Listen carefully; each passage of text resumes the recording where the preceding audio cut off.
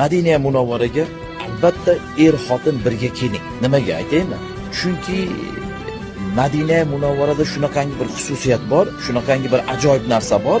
Madinada hamma bir-birini yaxshi ko'rib qolaveradi. Hamma bir-biriga mehr oqibatli bo'lib qoladi. Chunki bu muhabbat shahri. Albatta xotin birga keling-a. Ishonavering, eringizni shunaqangi yaxshi ko'rib qolasiz. Sizni urganlari, so'kkanlari, sizga qilgan zulmlari ham esingizdan chiqib ketadi.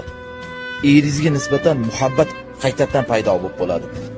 Xotiningiz bilan birga kelsangiz bor-ku, xotiningizni ham sizga gap qaytarganlari, kirlaringizni vaqtida yuvmaganlari, ovqatni vaqtida pishirmaganlari, hammasi esingizdan chiqib ketadi.